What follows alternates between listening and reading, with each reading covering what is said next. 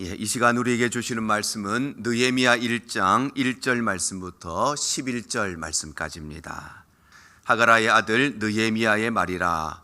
아닥사스다 왕 제20년 기스를 월에 내가 수산궁에 있는데 내 형제들 가운데 하나인 하나니가 두어 사람과 함께 유다에서 내게 이르렀기로 내가 그 사로잡힘을 면하고 남아있는 유다와 예루살렘 사람들의 형편을 물은즉 그들이 내게 이르되 사로잡힘을 면하고 남아있는 자들이 그 지방 거기에서 큰 환난을 당하고 능욕을 받으며 예루살렘 성은 허물어지고 성문들은 불탔다 하는지라. 내가 이 말을 듣고 앉아서 울고 동안 슬퍼하며 하늘의 하나님 앞에 금식하며 기도하여 이르되 하늘의 하나님 여호와 크고 두려우신 하나님이여 주를 사랑하고 주의 계명을 지키는 자에게 언약을 지키시며 긍휼을 베푸시는 주여 간구하나이다. 이제 종이 주의 종들인 이스라엘 자손을 위하여 주야로 기도하오니 우리 이스라엘 자손이 주께 범죄한 죄들을 자복하오니 주는 귀를 기울이시며 눈을 여시사 종의 기도를 들으시옵소서. 나와 내 아버지의 집이 범죄하여 주를 향하여 크게 악을 행하여 주께서 주의 종 모세에게 명령하신 계명과 율례와 규례를 지키지 아니하였나이다. 옛적에 주께서 주의 종 모세에게 명령하여 이르시되 만일 너희가 범죄하면 내가 너희를 여러 나라 가운데에 흩을 것이요 만일 내게로 돌아와 내 계명을 지켜 행하면 너희 쫓긴 자가 하늘 끝에 있을지라도 내가 거기서부터 그들을 모아 내 이름을 두려고 택한 곳에 돌아오게 하리라 하신 말씀을 이제 청하건대 기억하옵소서. 이들은 주께서 일찍이 큰 권능과 강한 손으로 구속하신 주의 종들이요 주의 백성이니이다. 함께 읽습니다. 주여 구하오니 귀를 기울이사 종의 기도와 주의 이름을 경외하기를 기뻐하는 종들의 기도를 들으시고 오늘 종이 형통하여 이 사람들 앞에서 은혜를 입게 하옵소서 하였나니 그때에 내가 왕의 술관원이 되었느니라. 아멘. 오늘 1월의 둘째 주 예배 자리에 오신 우리 모든 성도님들 주님 이름으로 환영하고 축복합니다. 또 한 주간 우리가 광야 같은 인내의 삶을 살아가기 위해서는 하나님의 은혜가 절대적으로 필요합니다. 하나님께서 오늘 또 우리의 심령 가운데 하나님의 은혜에 대한 갈급한 심령, 목마른 심령 허락하여 주셔서 오늘도 우리의 갈급한 심령에 부어주시는 하나님의 은혜와 능력을 경험하는 귀한 시간 되시기를 주님 이름으로 축복합니다. 오늘 본문의 말씀이 이 느헤미야의 배경은 이스라엘 백성들이 바벨론의 포로로 끌려갔다가 그 이후에 본향인 고향으로 돌아오는 과정 속에 있습니다. 이스라엘 백성들이 바벨론의 포로로 끌려갔다가 3번에 걸쳐서 고향 땅으로 돌아오는데 이 느헤미야의 배경은 2번째로 돌아오는 2차 귀환과 그리고 3번째로 돌아오는 3차 귀환 사이가 바로 느헤미야의 배경이 됩니다. 솔로몬이 죽은 이후에 이스라엘은 마치 우리나라가 북한과 남한으로 이렇게 나라가 분단된 것처럼 북이스라엘과 남유다로 분단이 됩니다. 그리고 북이스라엘은 BC 722년에 아수르에 의해서 멸망을 당하고 남유다는 BC 586년에 바벨론에 의해서 멸망을 당합니다. 그래서 이스라엘 백성들은 원래 바벨론의 침략을 받고 바벨론의 포로로 끌려가게 되고 바벨론의 식민 지배를 받게 되는데 그 이후에 이제 국제 정세가 변화되게 되면서 페르시아라고 하는 나라가 바벨론보다 더 강대한 나라가 됩니다. 그래서 바벨론을 정복하고 바벨론이 통치하고 다스리던 모든 나라들까지 이 페르시아의 지배하에 남게 됩니다. 그래서 이스라엘 백성들은 원래 바벨론의 식민 지배를 받았는데 이러한 국제 질서의 변화에 따라서 이제는 페르시아의 지배를 받게 된 것입니다. 그리고 이 페르시아의 고레스 왕 때에 드디어 이들이 고향 땅으로 돌아오게 되는데 그 첫 번째가 스룹바벨과 대제사장 여호사를 중심으로 약 5만여 명이 예루살렘으로 돌아오는 1차 귀환이 이루어지고 그로부터 약 한 80년 정도가 지난 후에 에스라를 중심으로 하는 2차 귀환이 이루어집니다. 그래서 에스라가 백성들과 함께 2번째로 이제 고향 땅에 돌아왔는데 그들의 마음속에는 기대가 있었습니다. 그것은 다름 아니라 첫 번째로 예루살렘으로 돌아온 사람들이 이제 하나님의 성전도 잘 재건을 하고 성벽도 잘 만들어 놓고 그래서 믿음과 신앙을 잘 지키고 있을 것이라는 기대감이 그들 마음속에 있었습니다. 그런데 고향 땅에 돌아가 보니 이스라엘 백성들은 무늬만 하나님의 백성이었지 그들의 삶은 우상을 숭배하고 이방 민족과 혼인하고 수많은 부정부패가 난무하고 있었습니다. 왜냐하면 그들은 성전은 재건했지만 성벽을 재건하지 못했기 때문이었습니다. 그들이 성벽을 재건하지 못했다는 것은 크게 두 가지의 의미가 있는데 첫 번째는 외형적인 면에서 그들을 보호해 줄 수 있는 보호막이 없었고 울타리가 없었다는 것입니다. 그래서 그들은 끊임없이 이방 민족의 공격을 받고 그래서 계속해서 헐벗고 굶주린 삶을 살아갈 수밖에 없었던 것입니다. 그런가 하면 두 번째로 성벽이 없었다는 것은 신앙적인 면에서 그들의 믿음을 지켜줄 수 있는 그들의 신앙을 지켜줄 수 있는 이 성벽이 없었다는 것입니다. 그래서 가나안 땅에 있었던 수많은 우상 문화들, 이방 문화들, 음란한 문화들, 타락한 문화들이 여과 없이 이스라엘 공동체 안에 들어와서 이스라엘 백성들과 그들의 자녀들 가운데 그것이 아주 동화되고 또 그가 가운데 자리를 잡게 되면서 그들은 무늬만 하나님의 백성들이었지 그들의 삶은 하나님을 섬기는 백성이라고 말할 수가 없는 타락한 삶 가운데 있었던 것입니다. 그런데 바로 이러한 시기에 무너진 이스라엘 백성들의 믿음, 그들의 무너진 신앙을 다시 한번 회복시키기 위해서 하나님은 느헤미야라고 하는 사람을 세우시는데 그러면 이 느헤미야가 어떤 사람이었길래 하나님께서 그를 통해서 무너진 이스라엘의 믿음을 회복시키려고 하셨을까요? 이 느헤미야는 바로 거룩한 영적인 부담감을 가진 사람이었습니다. 오늘 1절에 보면 이렇게 기록을 합니다. 하가라의 아들 느헤미야의 말이라 아닥사스다 왕 제20년 기스를 월에 내가 수산궁에 있는데 이렇게 말씀하고 우리 11절 하반절에 보면 그때에 내가 왕의 술관원이 되었느니라 이렇게 말씀하죠. 이 당시에 페르시아라고 하는 나라는 전 세계에서 가장 강력한 강대국이었습니다.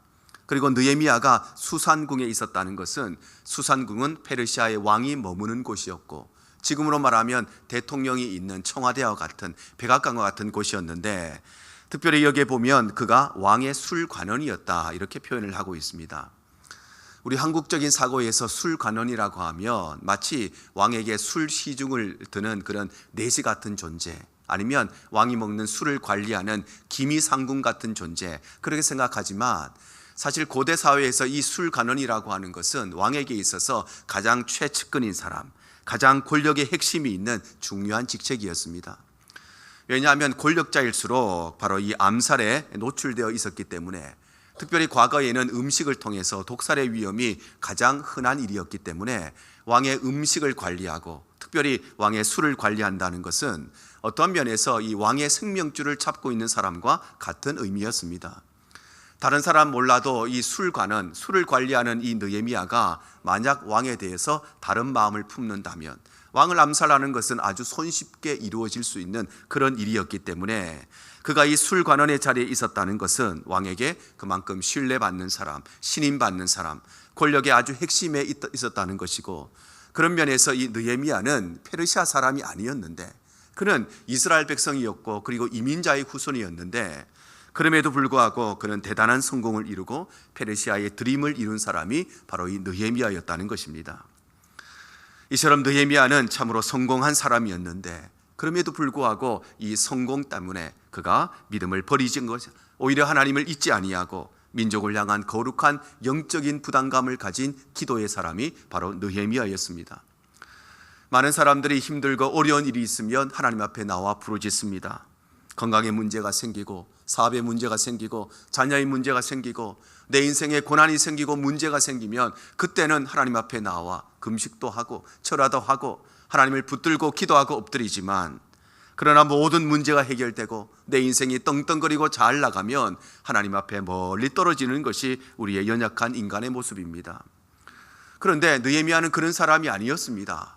페르시아의 사람도 아닌 이민자의 후손이 권력의 가장 핵심에 올라갈 만큼 큰 성공을 거두었지만 느헤미야는 그 성공에 편안함에 오염되고 아니 그 성공의 안락함에 취하여서 그의 신앙과 믿음이 흐려지지 않았던 것입니다.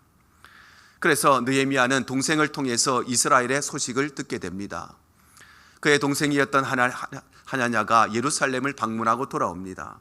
그리고 그때의 그의 첫 번째 질문은 예루살렘 성전이 어떻게 되었는지, 또 내 동족 이스라엘 백성들의 믿음이 어떻게 생활하고 있는지를 물었던 것입니다. 그러자 그의 동생이 이렇게 대답하지요. 형님, 내가 예루살렘에 가보니 그들이 정말 믿음으로 어려운 속에서도 신앙 붙들고 살아갔으면 참 좋을 텐데, 하나님의 성전은 무너져 버리고 성문은 다 불타버리고 성벽은 무너져 있고, 내 백성 이스라엘 백성들은 하나님을 떠나서, 문의는 하나님의 백성들인데 그들의 신앙은, 그들의 믿음은 다 무너져 있어서 이방 문화에 젖어 있고 타락한 문화에 젖어 있고, 예배를 드리기는 하는데 진실된 예배가 사라져 버리고, 기도를 하기는 하는데 하나님의 옆에 올바른 믿음이 아니라 헛된 믿음을 가지고 신앙생활하고 있다는 그런 이야기를 이 느헤미야가 듣게 됩니다. 그리고 이러한 이야기를 들었을 때에 느헤미야가 어떻게 반응했을까요? 오늘 4절이 이렇게 기록하고 있습니다. 내가 이 말을 듣고 앉아서 울고 수일 동안 슬퍼하며 하늘의 하나님 앞에 금식하며 기도했다, 이렇게 말씀하십니다. 바로 느헤미야는 자신의 동족인 이스라엘 백성들이 믿음을 떠나서, 그래서 음란에 빠지고 우상 문화에 빠지고, 그리고 수많은 부정부패 가운데 살아가고 있다는 소식을 듣고 난 뒤에 그는 수일 동안 울며 하나님 앞에 금식하며 기도하고 엎드렸던 것입니다. 왜냐하면 그는 자신의 민족을 향한 바로 거룩한 영적인 부담감을 가지고 있던 사람이었기 때문입니다. 그런데 사실 이 느헤미야와 예루살렘에 살던 사람들은 같은 동족이었지만 별 상관이 없는 사람이었습니다. 느헤미야는 이 바벨론의 포로로 잡혀온 1세대가 아니었습니다. 자신의 의지와 상관없이 자신의 조상이 포로로 잡혀왔기 때문에, 그래서 외국 땅에서 태어난 이민자 2세, 이민자 3세였습니다. 그러니 조국에 대한 마음이 얼마나 많이 있었겠습니까? 우리도 이민자의 삶을 살아가니까 얼마나 공감이 됩니까? 우리 모두는 한국에서 태어나서 한국에서 살다가 이 이민 땅으로 왔기 때문에 한국에 대한 관심을 가지고 있고, 한국이 내 조국이라고 하는 마음이 변함이 없습니다. 그런데 이곳에서 태어난 우리의 자녀들, 우리의 손주들, 이민 2세, 3세가 그래도 내가 한국 사람이니까 한국에 대한 마음을 가지고, 한국에 대한 소식을 듣고 안타까운 마음을 가지고 조국을 위해서, 한국을 위해서 기도하는 2세, 3세가 얼마나 많이 있겠습니까? 아마 그런 사람은 많지 않을 것입니다. 그런데 느헤미야도 마찬가지로 이민자 2세, 3세였음에도 불구하고, 그래서 예루살렘의 소식을 듣고 난 뒤에 내 부모님의 나라니까, 할아버지 할머니의 나라니까 좀 안타깝기는 하지만, 좀 슬프기는 하지만, 그러나 그것은 느헤미야와 직접적인 상관은 없는 일이었습니다. 그럼에도 불구하고 그가 예루살렘의 소식을 듣고 수일 동안, 한 번 한 것이 아니라 오랜 시간 동안 울며 금식하며 기도한 것은, 그들은 바로 민족의 구원을 향한 거룩한 영적인 부담감이 이 느헤미야의 마음속에 있었기 때문입니다. 이처럼 하나님께서는 거룩한 영적인 부담감을 가진 사람을 통해서 하나님의 구원의 역사를 이루어 나가십니다. 그래서 모세는 자신의 동족이었던 이스라엘 백성들을 위해서 기도하면서, 하나님께서 만약 이들을 용서하지 않으신다면, 하나님이 이들을 구원하지 않으신다면 내 이름도 생명책에서 지워달라고 울부짖었습니다. 왜냐하면 그에게는 민족에 대한, 자신의 동족을 향한 그의 영적인 부담감이 그의 마음속에 있었기 때문입니다. 사도 바울도 마찬가지지요. 그래서 그는 기도하면서 나 자신은 그리스도에게서 끊어져도 좋으니 대신에 내 형제, 내 고륙, 내 친척만은 반드시 구원의 은혜를 얻기를 그가 하나님 앞에 간절히 기도한 것은, 그가 바로 조국을 향한, 민족을 향한 뜨거운 영적인 부담감이 그의 마음속에 있었기 때문입니다. 사랑하는 성도 여러분, 오늘도 하나님께서는 어떤 사람을 통해서 하나님의 역사를 이루어 나가시는가? 바로 우리 모두에게 이 영적 부담감이 있는 사람, 그래서 그 일을 두고 기도하는 사람을 통해서 하나님은 하나님의 일들을 이루어 가시는 것입니다. 그래서 우리에게는 믿지 않는 영혼을 바라보고 하나님의 마음과 또 일의 눈물이 우리 가운데 있어야 하는 것입니다. 느헤미야가 참 안타깝다, 그렇게 끝났으면 그를 통해서 하나님의 역사는 이루어지지 않았을 것입니다. 그러나 그 일을 향한 그의 눈물이 있었고, 그의 아픔이 있었고, 그의 기도가 있었기 때문에 그를 통하여서 하나님의 일들이 이루어진 것처럼, 과연 우리 가운데 믿지 않는 가족이 있다면 안타까움 정도가 아니라 그 일을 위해서 우리가 울며 기도할 때에 그 기도를 통해서 하나님은 구원의 역사를 이루어 가시는 것입니다. 이 땅의 교회들이 무너지고 믿음이 무너지고 있는 이때에 우리에게 과연 교회를 향한 눈물이 남아있는가, 우리의 삶을 돌아보아야 합니다. 내 삶에 무엇인가를 잃어버렸을 때 얼마나 슬퍼하고 아파하지만, 그러나 믿음이 무너졌을 때, 교회가 무너졌을 때 얼마나 우리가 교회를 위해 울었는가, 우리의 삶을 돌아봐야 되는 것이 이 시대에 우리의 심령 가운데 있어야 할 우리의 믿음과 신앙인 것입니다. 사랑하는 성도 여러분, 이 느헤미야의 눈물이 우리의 눈물이 되기를 바랍니다. 그가 누렸던 그의 아픔이 우리의 아픔이 되기를 원하며, 그가 드렸던 기도가 우리의 기도가 되기를 바랍니다. 그래서 우리의 마음이 단순한 안타까운 마음이 아니라 하나님 앞에 기도로 시작할 때에 하나님께서는 다시금 우리의 믿음을 회복시키실 것이며, 다시금 그 기도를 통하여 우리의 무너진 신앙을 회복시켜 주시는 은혜를 우리 가운데 허락해 주실 것입니다. 뿐만 아니라 느헤미야는 이 슬픔의 소식을 듣고 가장 우선적으로 한 것이 바로 하나님 앞에 기도하는 것이었습니다. 그런데 이 느헤미야의 기도에는 중요한 특징들이 있습니다. 느헤미야의 기도의 첫 번째 특징은 그는 문제에 집중하는 기도가 아니라 하나님께 집중하는 기도였다는 것입니다. 그래서 오늘 5절에 보면 이렇게 기록됩니다. 이르되 하늘의 하나님 여호와 크고 두려우신 하나님이여, 주를 사랑하고 주의 계명을 지키는 자에게 언약을 지키시며 긍휼을 베푸시는 주여 간구하나이다. 느헤미야의 앞에는 큰 문제가 있었습니다. 큰 어려움이 있었습니다. 그런데 느헤미야는 그 문제에 집중하며 기도한 것이 아니라 천지를 창조하신 하나님, 오늘도 그 모든 만물을 다스리시는 하나님께 집중하는 기도가 바로 느헤미야의 기도였던 것입니다. 그래서 느헤미야는 조국의 이야기를 듣고 하나님의 성전이 무너졌고 성문은 모두 다 불탔고 이스라엘 백성들은 하나님을 떠나서 우상 문화에 빠져 있고 이방 문화에 빠져 있다는 그 소식을 듣고 난 뒤에 느헤미야는 가장 먼저 하나님 앞에 기도로 엎드렸던 것입니다. 느헤미야는 그 당시 아닥사스다 왕의 술관원이 되었을 만큼 권력을 가진 사람이었습니다. 재물도 있는 사람이었습니다. 인맥도 가진 사람이었습니다. 그는 이 문제를 해결할 만한 능력을 가진 사람이었습니다. 그런데 문제가 생겼을 때에 자신의 능력을 가지고 이 문제를 해결하려고 하지 않고 가장 먼저 하나님 앞에 기도의 무릎으로 엎드렸다는 것은 이 문제를 해결하시는 분은 오직 하나님이시며, 내가 가지고 있는 그 능력으로 이 문제를 해결할 일이 아니라 나는 반드시 하나님의 능력을 통해서 이 모든 일들의 해결을 하겠다는, 하나님의 눈으로 이 모든 문제를 바라보겠다는 그의 믿음의 고백이 바로 그의 기도의 삶에 포함되어 있는 것입니다. 우리는 어려운 문제를 만나면 그 문제 속에 빠질 때가 많이 있습니다. 그러나 절대 문제 속에 빠져서는 그 문제를 해결할 수가 없는 것이죠. 그 문제 밖에서 그 문제를 바라볼 수 있는 믿음의 눈이 있어야 그 문제를 해결할 수 있는 것입니다. 마치 우리가 바둑을 두고, 마치 우리가 장기를 두면 내가 직접 바둑을 둘 때는 길이 잘 보이지 않습니다. 그런데 내가 그 바둑판에서 제3자의 모습이 되어서, 그래서 다른 사람이 두고 있는 모습을 보면 어디로 가야 할지를 길이 보이는 것입니다. 우리가 바둑은 두지 못하는 분들, 장기 못 두시는 분들도 있지만 오목은 다 두시지 않겠습니까? 윷놀이는 다 하실 수 있지 않겠습니까? 내가 직접 윷말을 놓으면 길이 잘 보이지 않습니다. 그런데 다른 사람의 윷말을 보면 다 그 길이 보이는 것이, 절대 우리는 그 문제 속에 들어가면 길이 보이지 않고 해결점이 보이지 않지만 그 문제 밖에 나올 때만이 우리가 그것을 올바르게 바라보고 해결할 수 있기 때문에, 그래서 느헤미야는 내 눈앞에 참 중요한 문제가 있었지만 그 문제에 집중한 것이 아니라 유일한 해결자가 되시는 하나님의 마음으로 이 모든 일들을 바라보았던 것입니다. 뿐만 아니라 느헤미야의 기도는 문제의 원인이 무엇인가를 분명하게 파악하는 기도였습니다. 그래서 오늘 7절에 보면 이렇게 기록을 합니다. 주를 향하여 크게 악을 행하여 주께서 주의 종 모세에게 명령하신 계명과 율례와 규례를 지키지 아니하였나이다. 하나님의 성전이 무너졌습니다. 왜 무너졌을까요?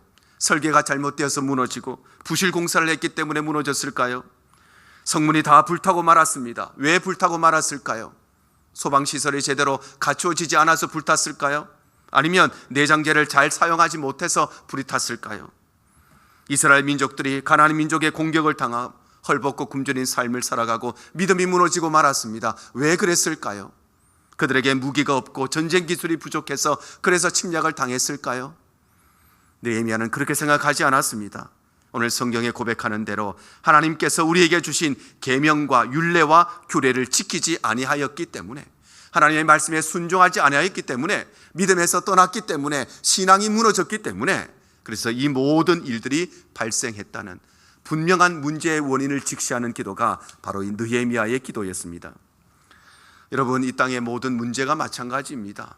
가정의 문제도 마찬가지이고, 부부의 문제도 마찬가지이고, 자녀의 문제도 마찬가지입니다.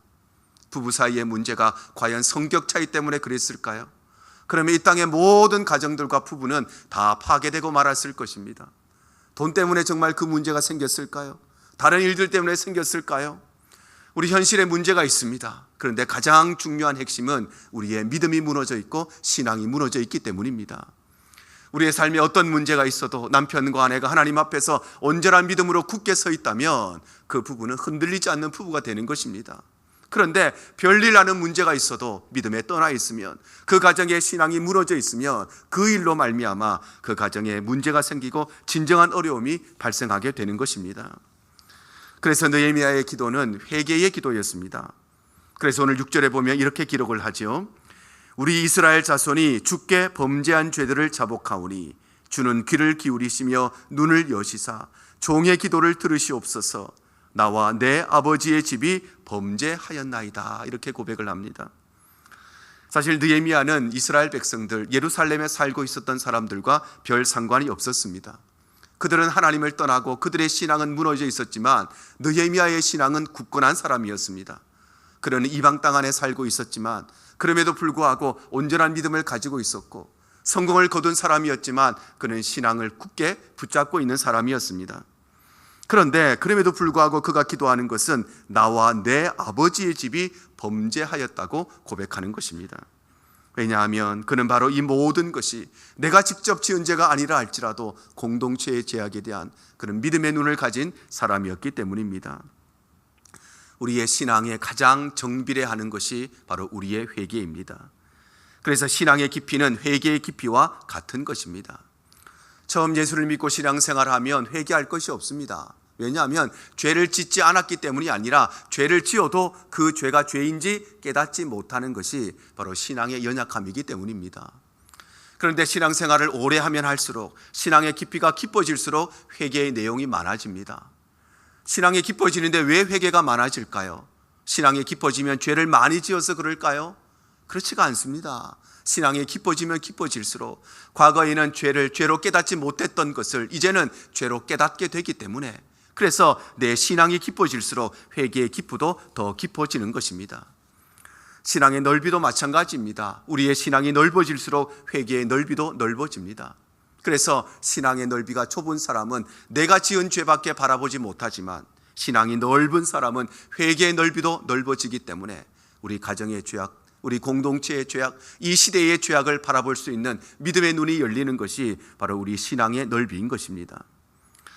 그래서 서양 격언에 사람의 인격은 그 사람의 웃음과 눈물에 있다, 이런 격언이 있습니다. 바로 그 사람의 인격은 그 사람이 어떤 일에 웃느냐, 또 그 사람이 어떤 일에 우느냐, 그것을 통해서 그의 인격을 알 수 있다는 것입니다. 그래서 남의 실수를 보고 남의 실패를 보고 그것을 은근히 비웃는다면, 또는 남이 잘 되는 것을 보고 다른 사람이 성공하는 것을 보고 그것을 배가 아파한다면 그것이 바로 그 사람의 인격의 수준인 것이고, 반대로 누군가의 아픔과 누군가의 슬픔을 함께 슬퍼하고 함께 안타까워한다면, 누군가가 잘 되는 것을 보고 성공하는 것을 보고 함께 즐거워하고 웃는다면 그것이 바로 그 사람의 신앙이고 그 사람의 인격인 것입니다. 사랑하는 성도 여러분, 우리는 과연 지난 한 주간 또 우리의 지나온 삶 가운데 무엇 때문에 울고 살아가고 무엇 때문에 웃으면서 살아가십니까?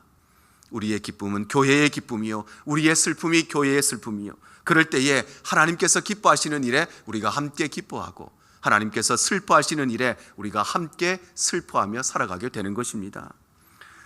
요즘 한국교회에 참 회자되는 말이 있다고 합니다. 그것이 바로 오무교회라고 합니다.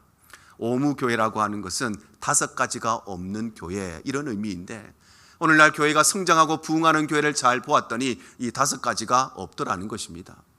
무엇이 없는 교회가 성장하고 부흥할까요? 첫 번째는 새벽 기도가 없으면 그 교회가 부흥한다고 합니다. 새벽 나와서 기도하십시오, 열심히 엎드려야 됩니다, 그런 잔소리 안 하는 교회야, 그래야 사람들이 모인다는 것입니다. 두 번째는 성경 공부가 없어야 한다는 것입니다. 그래서 더 이상 배울 마음 말고 성경 읽을 필요도 없고 쓸 필요도 없고 성경에 대한 마음 없어도 열심히 주일 예배 한번 잘 드리면 되니까 성경 공부가 없어야, 그래야 그 교회가 부흥한다는 것입니다. 세 번째는 구역 모임이 없어야 한다고 합니다. 그래서 모여서 서로를 위해서 말씀을 나누십시오. 서로를 위해서 기도하십시오. 그런 잔소리 안 해야, 내가 교회 오고 싶을 때 왔다가 가고 싶을 때 가는 교회라야, 그래야 사람들이 모인다는 것입니다.